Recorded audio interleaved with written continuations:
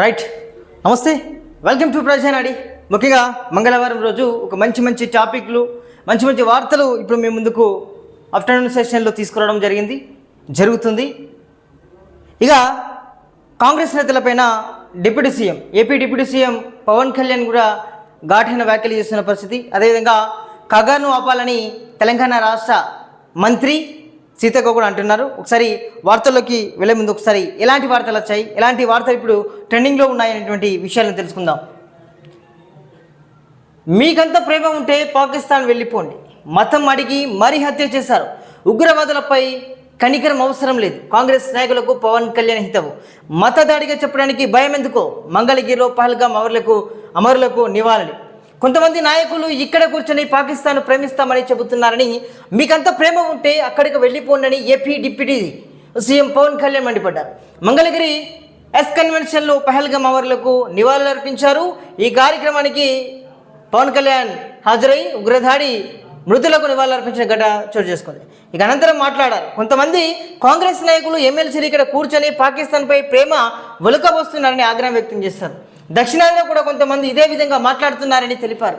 ఈ విషయంలో కాంగ్రెస్లోనే విభేదాలు ఉన్నాయని చెప్పుకొచ్చారు. మన దేశంపై దాడి జరిగినప్పుడు మన వైపు నిలబడాలి తప్ప పాకిస్తాన్ వైపు ఉంటామని చెప్పడం ఏమిటి అంటున్నారు. ఇదేమే సెక్యులరిజం అని నిలదీస్తారు.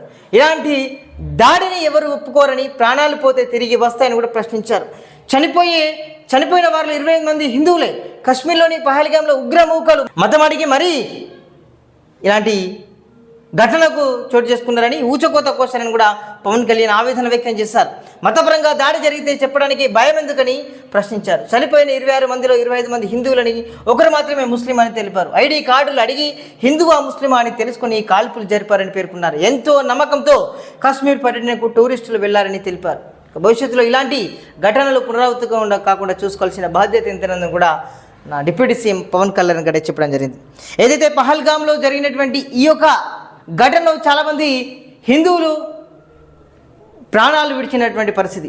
మరి ఇంత జరిగినా కూడా పాకిస్తాన్ గురించి ఎందుకు ఇంత మీరు ప్రేమను ఒలకబోస్తున్నారని కూడా పవన్ కళ్యాణ్ అడుగుతున్నారు. మరి వాస్తవమే కదా. ఎందుకంటే ఒక దేశం మీద ఉన్నటువంటి వ్యక్తులే ఇంకొక దేశం మీద ప్రేమ చూపడం ఏంటి? వాళ్ళంతా కూడా సరే మన వాళ్ళకు ఒక అనుసంధానంగా పనిచేస్తున్నారా? లేదే, ఇలాంటి అఘాయిత్యాలు పాల్పడుతున్నారు. కాల్పులు జరిపి మన దేశానికి సంబంధించినటువంటి బిడ్డలను హతమార్చుతున్న పరిస్థితి. మరి బరాబర్ అతను నిజంగా కాంగ్రెస్ నాయకులను గట్టిగా అరుచుకున్నది వాస్తవమే. ఇది ఎంతకైనా కూడా శభాషను ఒప్పుకోవచ్చు. ఎందుకంటే పక్కోడొచ్చి మన దేశంలో ఉన్నటువంటి బిడ్డలను పిట్టల్లా కాల్చినటువంటి దృశ్యాలు మన కళ్ళ ముందు చూస్తే నిజంగా ఏడుపొస్తున్న పరిస్థితి. అంటే ఆల్రెడీ ఒక చనిపోయిన పరిస్థితిలో ఒక భర్తను పోగొట్టుకున్నటువంటి వ్యక్తి ఒక మహిళ మాట్లాడిన పరిస్థితి. నిన్ను చంపం, నీ భర్తను చంపుతాం, ఈ ముచ్చటపై దేశంలో ఉన్నటువంటి మీ మోడీకి చెప్పు అనేటువంటి దృశ్యాలు కూడా మనం సోషల్ మీడియాలో టీవీలలో విన్నాం. నిజంగా ఆమె మాటినప్పటి నుంచి కూడా ఒక్కొక్కల దేశంలో ఉన్నటువంటి పౌరుల యొక్క రక్తం ఎంత సలసల మసిలిందో ఈ యొక్క డిప్యూటీ సీఎం పవన్ కళ్యాణ్ యొక్క రక్తం కూడా అంతనే మసిలింది. ఎందుకంటే అతను ఒక డిప్యూటీ సీఎంగా ఉన్నప్పటికీ కూడా ఒక ఏపీ రాష్ట్రానికి డిప్యూటీ సీఎం ఉన్న కూడా ఒక పేద ప్రజల పక్షాన, అదేవిధంగా హిందువుల పక్షాన పోరాటం చేస్తున్న వ్యక్తిగా ఇతను చెప్పుకోవచ్చు. ఎందుకంటే మన మీద దాడికి పాల్పడ్డారు, మనల్ని ఏదో ఇట్లా నచ్చజెప్పి ఇట్లా మన మీద అఘాయిత్యాలకు పాల్పడుతున్నారు. ఇట్లా కాల్పులు జరిపితే ఎవరు బాధ్యులు? వాళ్ళు ఏదో పర్యటన గురించి సంతోషంగా వద్దామని చెప్తే వాళ్ళను ఐడి కార్డులు మరీ చూపించి మీరు హిందువులా ముస్లింలా అని వాళ్ళ యొక్క ఫ్యామిలీ ముంగట్నే, వాళ్ళ భార్య పిల్లల ముంగట్నే టపటపాని కాలుస్తే ఆ బాధ ఎట్లా ఉంటుందో అసలు అర్థం చేసుకోవాలి. ఇప్పటికైనా దీనిపైన కూడా కేంద్ర ప్రభుత్వం మంచి సీరియస్గా ఉందని తెలుస్తుంది. ఆ యొక్క పాకిస్తాన్కు ఇండియాకు సంబంధించి ఏదైతే రాకపోకలు ఉన్నాయో, ఏదైనా లావాదేవీలు ఉన్నాయో అన్నిటి గురించి కూడా సత్వరమైన చర్చలు తీసుకుంటుంది. ఆ యొక్క ఆదేశాలు కూడా కేంద్రంలో ఉన్నటువంటి నేతలు, అదేవిధంగా ప్రధాని మోడీ గారు అయితే చెప్తున్న పరిస్థితి. సో చూద్దాం మరి ఎలా ఉండబోతుంది మరి అనేది కూడా చూసే ప్రయత్నం చేయాల్సిందే. ఇక ఆపరేషన్ ఖగాను కేంద్రం ఆపాలి, ఆదివాసుల హక్కులను కాలరాయొద్దు, తెలంగాణ మంత్రి సీతక్క డిమాండ్ అనేటువంటి వార్తను కూడా మనం చూడవచ్చు. ఓకే, మొత్తానికి ఈ ఖగారు పేరిట కూడా ఇది బాగా జరుగుతున్న పరిస్థితి అయితే మనం ఎప్పటికప్పుడు చూస్తున్నాం. గత వారం రోజుల నుంచి కూడా ఎప్పటికీ అంటే బాగా ఒక రకంగా అనేటువంటి వార్తలు అయితే వినిపిస్తూ ఉన్నట్లుగా మనకు అర్థమవుతుంది. అంటే ఏది ఏమైనా కూడా ఆపాలన్నటువంటి దృశ్యాలు అయితే మనం చూడవచ్చు. ఇక కశ్మీర్లోని పహల్గాం ఉగ్రదాడి నేపథ్యంలో ప్రస్తుతం అయితే వాతావరణం నెలకొంది. ఇక భారత్ పాకిస్తాన్ మధ్య యుద్ధ వాతావరణం నెలకొన్నట్లుగా అయితే అర్థమవుతుంది. ఇక ఇవరిదాకా మనం సీతక్క గురించి మాట్లాడినాం కదా.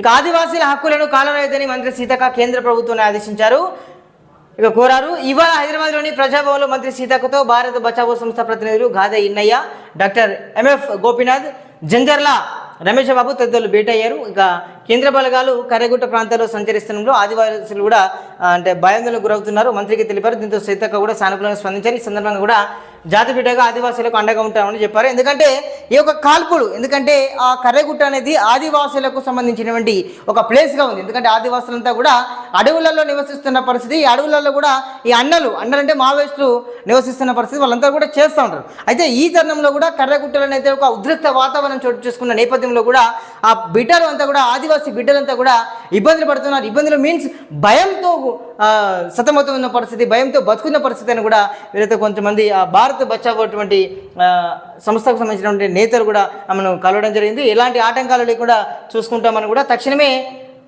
నిలిపివేయాలని కూడా ఆమె కేంద్రాన్ని డిమాండ్ చేస్తున్నట్లుగానైతే మనకు అర్థమవుతుంది. సో ఏది ఏమైనా కూడా ఒక కర్రెగుట్టలనైతే ఒక ఉద్రిక్త వాతావరణం, అంటే కొన్ని చోట్లనైతే కొంతమంది మావోయిస్టులు చనిపోయాలని ఇట్లా వార్త వస్తుంది. ఇంకా బహిరంగానైతే ఆ వార్తలకు సంబంధించి ఇంకా బహిరంగానైతే రాని పరిస్థితి అయితే కనబడుతూ ఉంది. సో ఇది మొత్తానికైతే ఒక 2-3 ట్రెండింగ్ టాపిక్స్ అయితే ఉంది. సో ఇది ఇప్పటివరకు ఉన్నటువంటి అప్డేట్స్. మరింత మంచి కంటెంట్తో మళ్ళీ కలుసుకుందాం. అంతవరకు సెలవు, నమస్తే. చూస్తున్నానండి Prajanadu. Thank you so much.